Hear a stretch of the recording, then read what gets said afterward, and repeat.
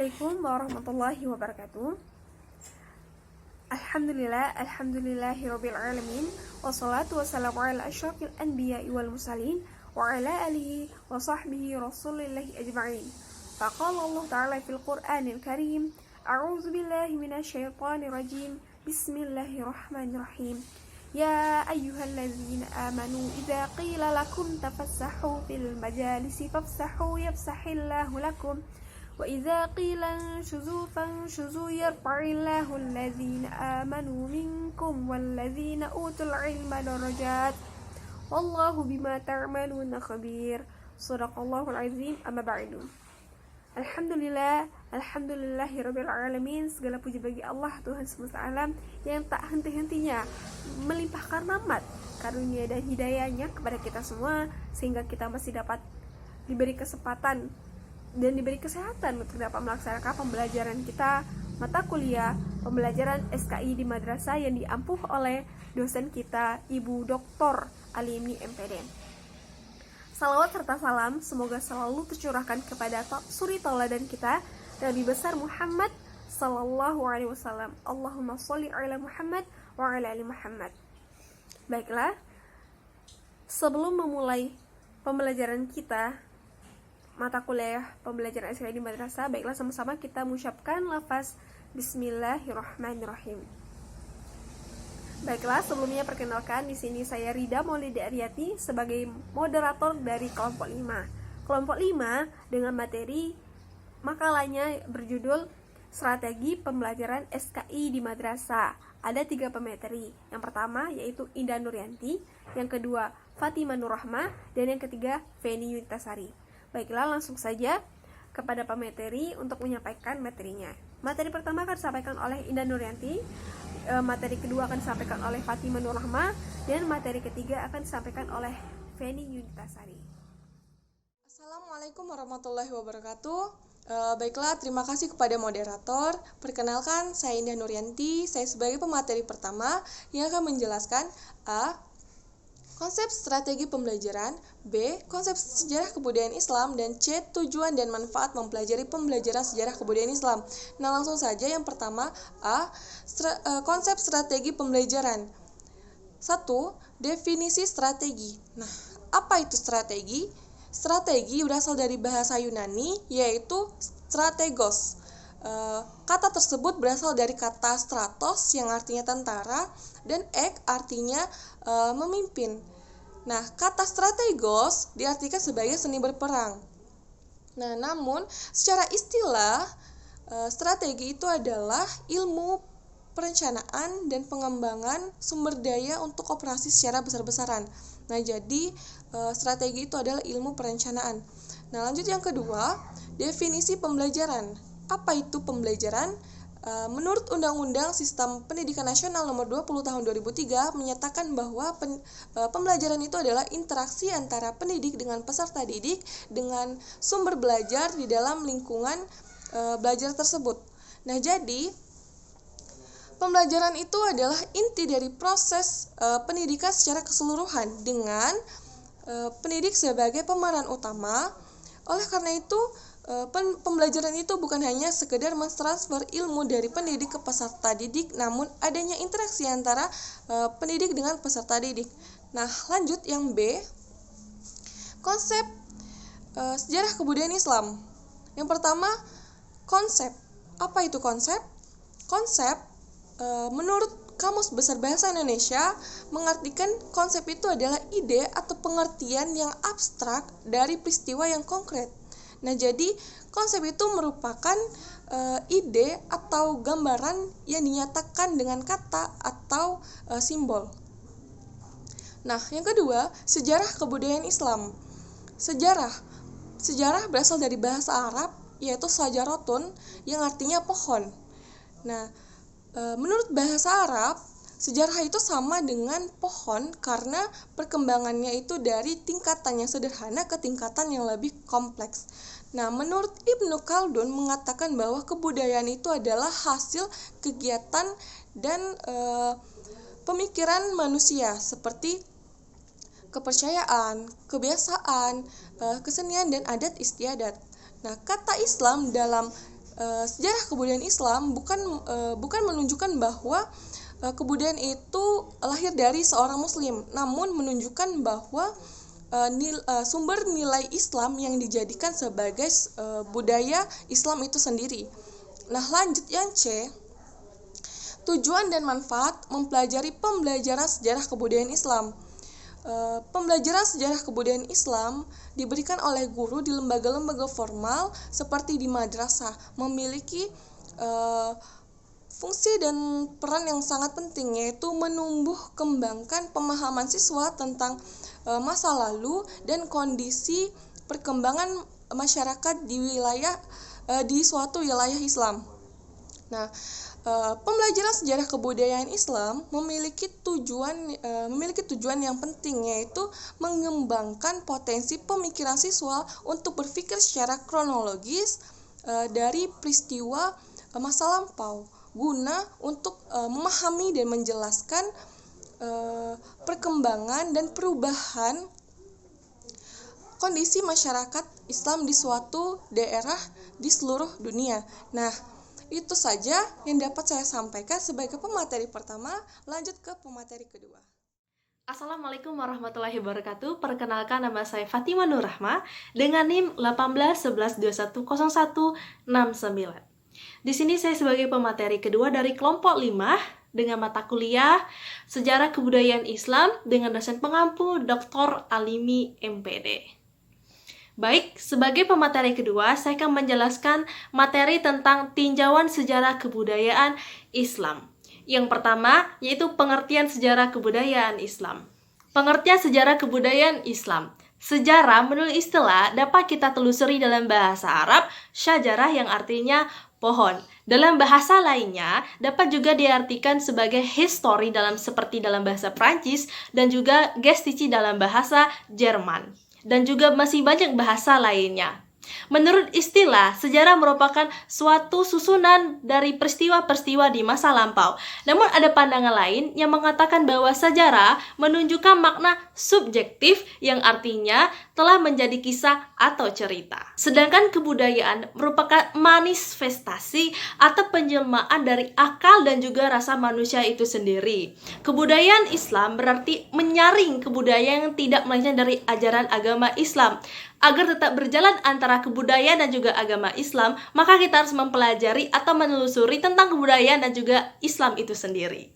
Sejarah Kebudayaan Islam atau SKI merupakan mata pelajaran yang menelaah tentang asal-usul, perkembangan, peranan kebudayaan atau peradaban Islam, dan juga para tokoh-tokoh yang berpengaruh atau berprestasi dalam sejarah Islam di masa lampau.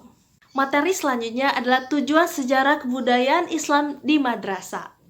Secara substansial, mata pelajaran SKI memiliki kontribusi kepada peserta didik untuk mengenal, memahami, dan menghayati sejarah kebudayaan Islam yang kemudian menjadi dasar pandangan hidup atau way of life melalui kegiatan bimbingan, pengajaran latihan, keteladanan, penggunaan pembiasaan. Sejarah kebudayaan Islam di madrasah memiliki tujuan agar peserta didik memiliki kemampuan-kemampuan sebagai berikut. 1. Menumbuhkan kesadaran peserta didik tentang pentingnya mempelajari landasan-landasan, nilai-nilai, dan norma-norma Islam. 2. Menumbuhkan kesadaran peserta didik tentang pentingnya waktu dan tempat yang menjadi proses di masa lampau. 3. Menimbulkan daya kritis peserta didik dalam mempelajari fakta sejarah Islam secara benar. 4. Menumbuhkan apresiasi dan juga penghargaan peserta didik terhadap peninggalan Islam. Dan 5. Menumbuhkan atau mengembangkan kemampuan peserta didik untuk dalam ibrah dari peristiwa-peristiwa sejarah Islam tersebut. Materi selanjutnya adalah karakteristik anak. Setiap anak unik. Kita dapat melihat perbedaan-perbedaan individual pada diri seorang anak. Bahkan dengan latar belakang usia yang hampir sama, dapat kita lihat penampilan, kemampuan, temperamen, sikap, minat yang berbeda-beda. Kenapa? Karena setiap individual memiliki karakteristik ataupun sifat bawaan yang berbeda-beda, yang biasanya dipengaruhi oleh lingkungan sekitar, keluarga maupun sekitaran luar. Berkenaan dengan hal tersebut, maka peserta didik merupakan individu yang memiliki karakteristik. Di antaranya adalah 1. Peserta didik merupakan individu yang memiliki potensi fisik dan juga psikis yang khas. 2. Peserta didik merupakan individu yang sedang berkembang. Artinya, peserta didik sedang mengalami perubahan-perubahan dalam dirinya. Ketiga, peserta didik merupakan individu yang membutuhkan bimbingan dan juga perlakuan manusiawi. Dan terakhir adalah, peserta didik merupakan individu yang memiliki kemampuan atau potensi untuk mandiri. Baiklah, itulah materi yang dapat saya sampaikan sebagai pemateri kedua dari kelompok 5 dengan mata kuliah Sejarah Kebudayaan Islam dari kelas PAI 5A. Dan saya mohon maaf jika ada kata-kata yang kurang berkenan ataupun salah, dan kepada Allah saya mohon ampun. Saya akhiri, wabillahi taufik wal hidayah. Wassalamualaikum warahmatullahi wabarakatuh. Bismillahirrahmanirrahim. Assalamualaikum warahmatullahi wabarakatuh. Perkenalkan, nama saya Feni Yunita Sari, NIM 1811210004. Nah, di sini saya sebagai pemateri ketiga dari kelompok 5. Jadi di sini saya akan membahas tentang pembelajaran sejarah kebudayaan Islam. Nah, untuk itu langsung saja. Pembelajaran secara harfiah itu adalah proses. Jadi bisa kita maknai sebagai pembelajaran adalah proses menambah ilmu pengetahuan dan wawasan yang melalui rangkaian aktivitas dan dilakukan oleh seseorang secara sadar dan mengakibatkan adanya perubahan dalam dirinya. Dan sehingga perubahan tersebut akan mengarah kepada hal yang positif. Dan untuk tahap terakhirnya, peserta didik ini akan mendapatkan kecakapan, keterampilan, serta pengetahuan yang baru. Dan untuk mata pelajaran itu sendiri mengenai tentang sejarah kebudayaan Islam, ini dalam kurikulum adalah salah satu pembelajaran pendidikan agama Islam. Jadi di sini peserta didik itu diupayakan untuk mengenal, memahami serta menghayati sejarah Islam, dan kemudian akan menjadi pedoman dasar pandangan kehidupannya melalui kegiatan-kegiatan yang positif seperti adanya kegiatan latihan, keteladanan, penggunaan pengalaman, kebiasaan, dan lain sebagainya. Nah, berkenaan dengan hal tersebut, di sini akan ada pembahasan tentang karakteristik peserta didik dan implikasinya dalam pembelajaran sejarah kebudayaan Islam. Jadi untuk itu, karakteristik individu ini adalah keseluruhan kemampuan, tingkah laku dari dalam seseorang individu tersebut dari hasil bawaannya atau lingkungannya. Dan untuk penjelasan tentang karakteristik peserta didik ini, baik itu melalui hal fisiknya, mental maupun emosionalnya, itu ada dua istilah. Jadi yang pertama itu adalah alam atau sifat dasarnya. Nah, sifat dasar ini adalah sifat yang diwarisi atau sifat bawaannya itu sejak lahir. Dan yang kedua adalah pemeliharaan atau pengasuhan. Jadi ini adalah faktor-faktor lingkungannya yang telah dipengaruhi atau yang telah mempengaruhi individu tersebut dari masa pembuahan sampai masa selanjutnya. Nah, berkenaan dengan hal tadi, yaitu tentang karakteristik tadi. Nah, di sini bila kita lihat dari karakteristik individu itu, peserta didik ini ada mempunyai dua tahapan perkembangan. Jadi, yang pertama itu adalah tahapan usia sekolah menengah yang terjadi pada sekitar usia 10-14 tahun. Nah, untuk tahapan-tahapan perkembangannya, itu yang pertama itu sudah terjadinya ketidakseimbangan proporsi tinggi atau berat badannya. Yang kedua itu mulai timbul ciri-ciri seks sekunder, dan yang ketiga yaitu senang membandingkan antara kaidah-kaidah, nilai-nilai etika serta norma kehidupan orang yang sudah dewasa. Yang keempat adalah mulai mempertanyakan sesuatu hal yang skeptis mengenai sintesis dan sifat kemurahan dan keadilan Tuhan. Yang kelima adalah reaksi dan ekspresinya itu masih terbilang labil. Yang keenam adalah kecenderungan, minat dan pilihan karirnya itu sudah mulai lebih jelas. Nah, berkenaan dengan karakteristik anak usia tersebut tadi, Guru itu diharapkan untuk yang pertama menerapkan model pembelajaran, misalnya ada pembelajaran anatomi.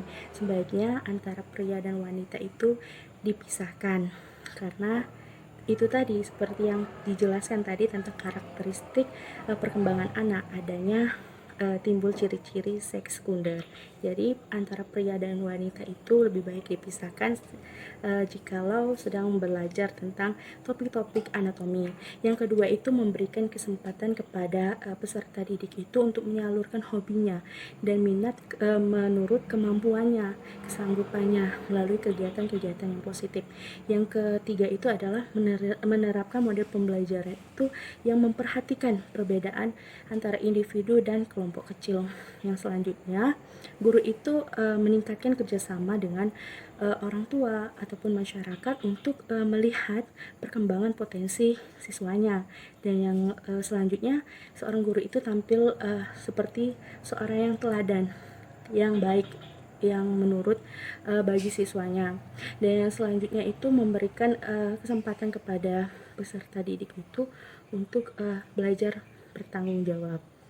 Nah, itulah yang diharapkan untuk seorang guru untuk mengenai menghadapi karakteristik anak usia sekolah menengah ini. Nah, yang kedua adalah tahap perkembangan anak pada usia remaja, terjadi pada sekitar anak SMP ataupun SMA dan pada usia 12-21 tahun. Jadi ini juga disebut dengan masa peralihan dari anak-anak menuju kedewasaan, serta juga mencari jati dirinya. Jadi untuk tahapan karakteristik ini, anak itu yang pertama adalah sudah mulai mencari teman untuk berhubungan matang dengan teman sebayanya. Yang kedua itu mereka ini sudah mulai belajar menerima serta berperan sosialnya. Yang ketiga adalah memilih dan mempersiapkan masa depannya. Dan yang selanjutnya adalah mereka ini sudah mengembangkan potensi atau pikiran-pikiran positif untuk menuju pernikahan atau berkehidupan berkeluarga dan memiliki anak, dan mengembangkan kemampuan intelektualnya dan mencari atau menyiapkan tentang konsep-konsep yang diperlukan sebagai warga negara, dan mencapai tingkah laku yang bertanggung jawab secara sosial. Dan selanjutnya mereka itu memperoleh seperangkat nilai-nilai etika sebagai pedoman untuk mereka itu berkelakuan atau bertingkah laku. Dan yang terakhir adalah mengembangkan wawasan keagamaannya.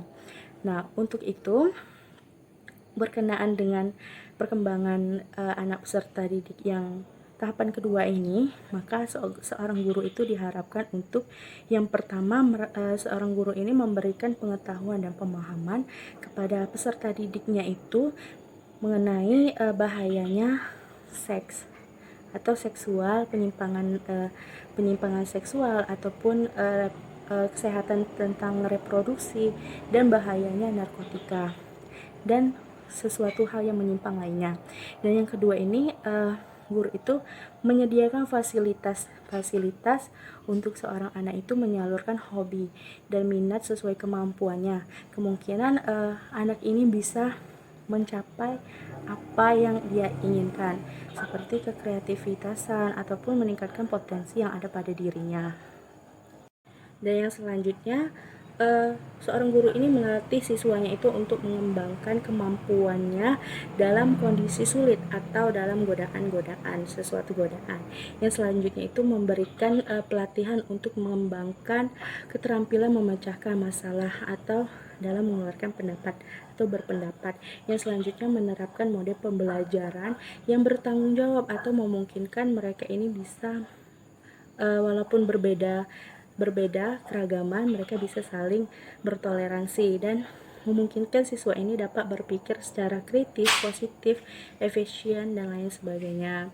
Dan yang selanjutnya memupuk semangat keberagaman siswa itu melalui pembelajaran keagamaan. Yang terakhir adalah menjalin hubungan yang harmonis antara guru dan siswanya.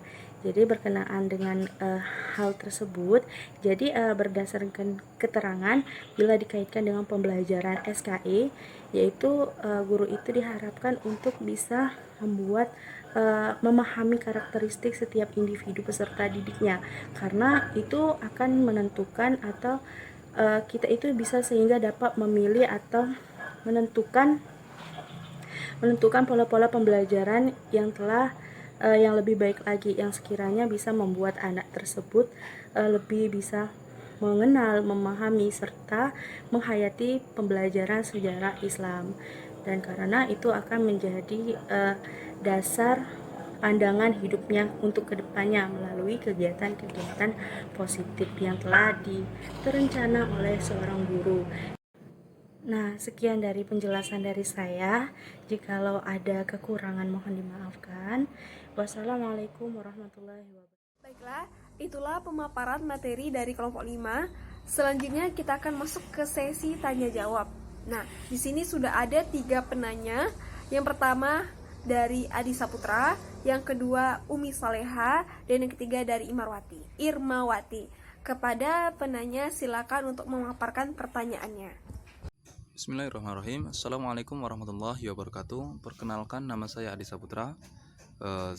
Saya dari kelas PA 4A dari kelompok 4. Izin bertanya kepada kelompok 5 yang makalah kali yang berjudul Strategi Pembelajaran Sejarah Kebudayaan Islam Berdasarkan Karakteristik Anak.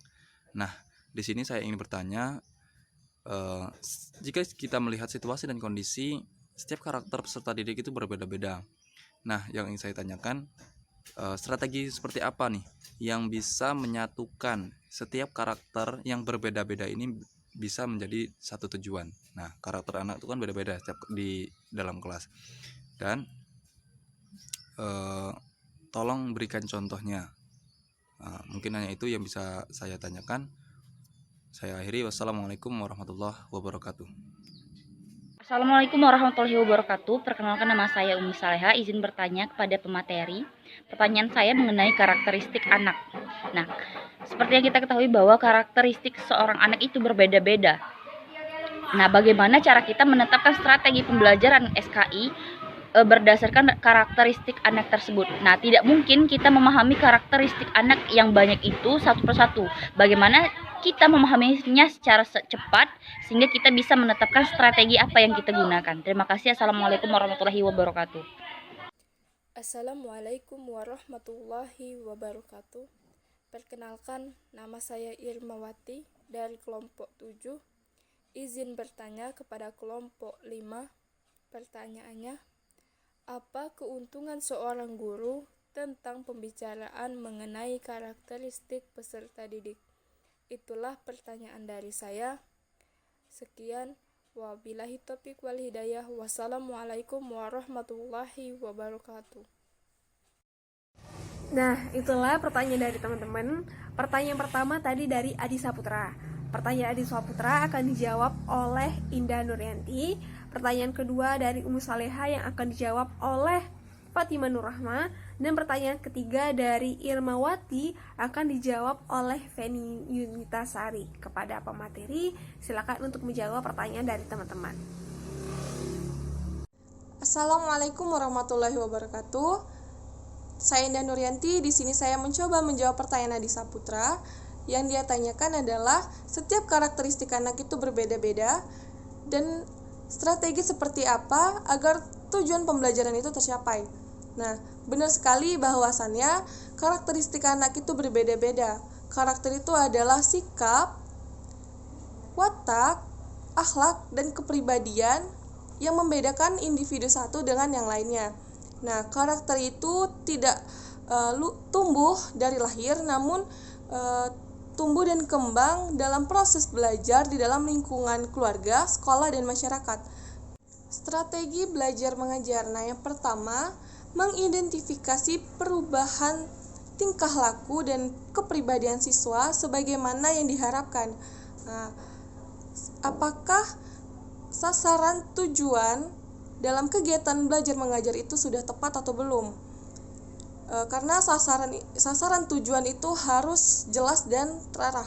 Nah, yang kedua, memiliki sistem pendekatan yang dianggap paling tepat dan efisien agar untuk mencapai sasaran. Nah, yang ketiga itu adalah memiliki dan menetapkan prosedur, metode, dan teknik belajar mengajar yang dianggap tepat dan efisien untuk dijadikan pedoman guru dalam kegiatan belajar mengajar. Nah, yang keempat ini menentukan norma-norma dan batasan minimal keberhasilan atau kriteria standar keberhasilan yang digunakan sebagai pedoman guru untuk mengevaluasi hasil belajar. Nah, itu saja yang dapat saya sampaikan. Jika ada salah kata, saya mohon maaf. Terima kasih. Wassalamualaikum warahmatullahi wabarakatuh. Assalamualaikum warahmatullahi wabarakatuh. Perkenalkan, nama saya Fatimah Nur Rahma dengan NIM 1811210169. Saya di sini sebagai pemateri kedua akan menjawab pertanyaan dari saudari Umi. Yang pertanyaan adalah bagaimana cara menetapkan strategi untuk pembelajaran SKI yang sesuai dengan karakteristik anak. Maka jawabannya adalah kita sebagai seorang guru harus mengetahui karakteristik anak tersebut. Ketika kita sudah mengetahui karakteristik anak, maka kita dapat memilih strategi apa yang baik kita gunakan untuk peserta didik kita agar tercapainya pembelajaran tersebut, tujuan pembelajaran tersebut, dan juga pembelajaran tersebut berjalan dengan lancar. Nah, pertanyaan besar lagi, bagaimana cara untuk mengetahui karakteristik anak dengan cepat, dengan baik? Apakah bisa ataukah tidak? Jawaban saya bisa. Tolong simak penyampaian materi saya, yaitu tentang karakteristik anak. Walaupun tidak dijelaskan secara detail, tapi secara garis besar itu sudah dijelaskan. Ya, sudah dijelaskan. Nah, seorang guru dapat melakukan penilaian karakteristik anak yang lebih detail lagi, misalnya dengan pendekatan sosial, psikolog, emosional, secara lingkungan, sebagai macam lainnya. Nah, di sini kita guru memang dituntut untuk mengetahui hal itu. Kita memang harus profesional dalam hal itu, dan kemampuan kita memang harus diasah tentang cara menilai karakteristik anak. Untuk itu, kita semua, termasuk saya, harus belajar ketika saat ini bagaimana cara mengetahui karakteristik anak ketika kita sudah di lapangan atau ketika kita sudah menjadi guru. Yap. Nah, untuk itu kembali lagi ke strategi pembelajaran. Dalam strategi pembelajaran saya jelaskan, misal ketika kita sudah mengetahui karakteristik anak, misalnya si A, oh dia adalah anak yang pembelajaran secara visual, oh si B dia adalah yang audio, atau oh yang ini ceramah, yang D sebagai macam lainnya. Ada banyak pilihan strategi yang dapat kita pilih, misalnya intuisi atau strategi eksposi, ataupun misalnya strategi konteks teaching learning, ataupun Python sebagai macam lainnya. Saya pikir kita sebagai seorang guru mampu untuk memilih strategi apa yang baik untuk peserta didik kita. Dengan satu syarat, kita mengetahui karakteristik peserta didik kita. Baik, itu jawaban saya untuk pertanyaan saudara Umi. Jadi, untuk mengetahui strategi pembelajaran untuk peserta didik kita harus mengetahui karakteristik peserta didik kita tersebut. Jika kita mengetahui, maka kita dapat memilih strategi yang baik untuk peserta didik kita agar tujuan pembelajaran itu tercapai dan berjalan dengan lancar. Itulah jawaban saya dari pertanyaan Umi. Saya mohon maaf jika ada kata yang kurang berkenan ataupun yang kurang jelas. Saya mohon untuk dimaklumi. Kepada Allah saya mohon ampun, dan saya akhiri wabillahi taufiq wal hidayah. Wassalamualaikum warahmatullahi wabarakatuh. Bismillahirrahmanirrahim. Assalamualaikum warahmatullahi wabarakatuh.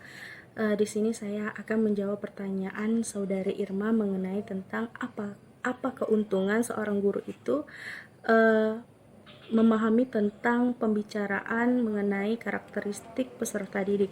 Jadi menurut kami jawabannya adalah jadi pemahaman tentang karakteristik peserta didik ini sangat penting bagi seorang guru. Karena kenapa? Bagi seorang guru khususnya informasi mengenai karakteristik peserta didik ini akan sangat berguna dalam memilih dan menentukan pola-pola pengajaran yang lebih baik dan lebih cepat.